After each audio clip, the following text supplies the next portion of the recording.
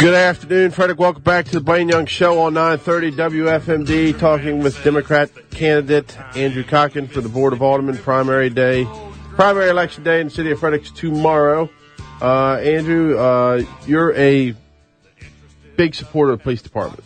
Yes, absolutely. And I was almost horrified, would be a pretty good word, to find out how much cut they were going to have to entail after this last budget.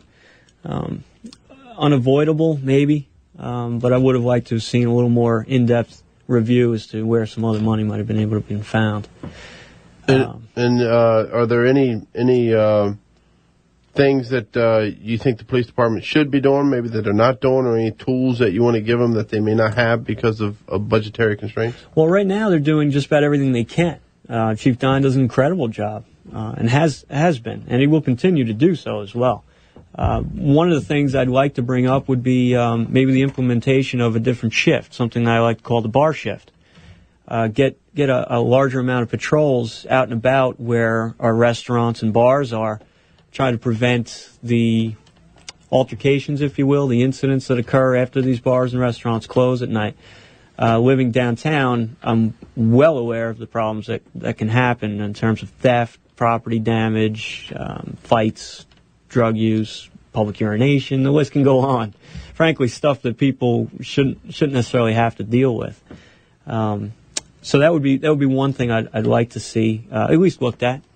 Another thing I'd like to see is a little more marketing of law enforcement as a profession. To maybe work with FCC a little more and local high schools to see if we can get some more people interested in law enforcement as a career choice, and then be able to, off of that, bring some more patrols to the city, which is really what's going to be needed, as I see it, as our city grows, especially along the areas like Route 40 and the things that are currently having all these problems now.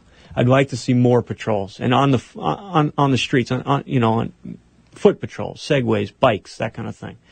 I'm not really in favor of a substation. I don't think a small building with one or two police officers in it is going to deter crime. I think more officers on a street walking around being visible will deter crime.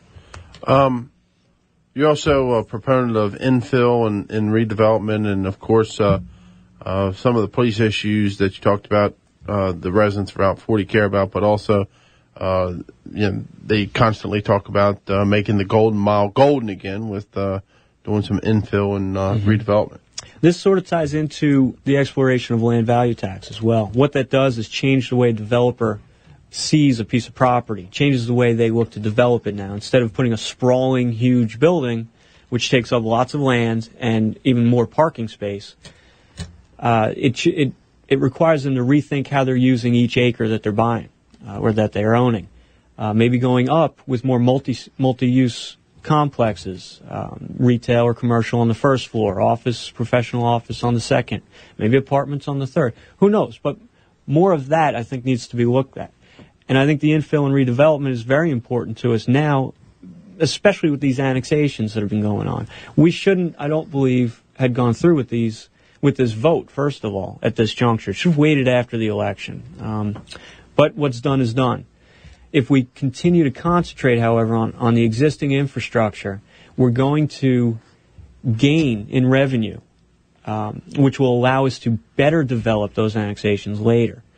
I'm hopeful that the current companies that are going to be working on those developments are going to hear what the citizens of Frederick are going to be saying for the next 4, 8, 10 years. I'm not entirely sure that's going to happen, but. Well, you've got the county that obviously is going to be postponed for at least 5 years. Right. Plus, you've got Friends of Frederick doing a petition drive, which they're going to try to send it to a special election, which a lot of people think that they're going to be out tomorrow at the polls taking signatures. As well, they should. If that's so, you'll see a special election maybe as soon as December. I would have liked to have seen something like this been put on a ballot. It would have been a better way for the city to go about finding out input from the city rather than just holding a workshop at 3 o'clock in the afternoon. How about infrastructure?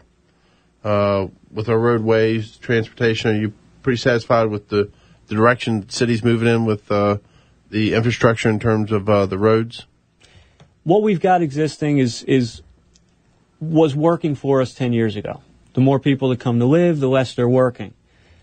But if we redevelop the areas that are having the most problems, we're going to absolve ourselves of a lot of these issues. And just adding these extra homes and commercial property to the north and west, we're going to have a little bit of an issue now.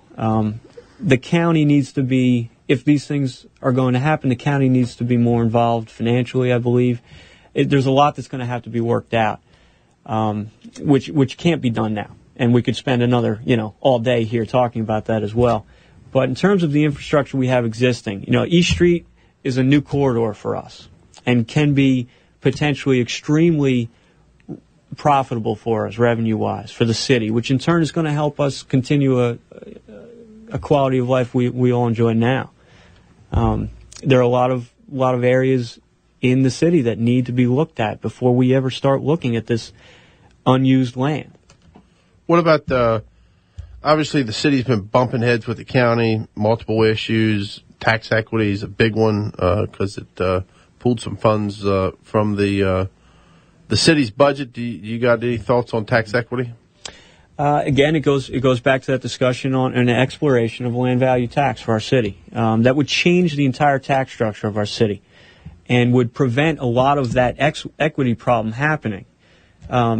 Just to give you an example, and this is an extreme example of land value tax, okay? Only the land is taxed. That's it. No income tax, no property taxes, no any tax. Okay, that's a very extreme. But what about the county taxes, though?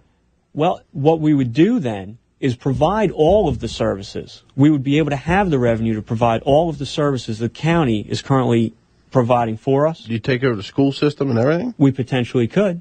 And that's something that I've always talked about, too. In fact, since I've moved to Frederick. There's a big component of schools, libraries. You're absolutely right. Social services. Right. But one of the things I noticed when I first moved to Frederick, and this was new to me when I moved to Frederick, back where I grew up, every town is in control of its own school system, its own DPW, its own parks and rec. That was something I was interested in, including police. I was surprised to see that many towns didn't have their own police station, the police department. I'd like to see, we're the second largest city in the state of Maryland. I'd like to see us start acting like it. All right. If someone's tuning in right now and listening to you, Andrew, give them your pitch of why they should, if they're a Democrat, why they should vote for you tomorrow on primary day.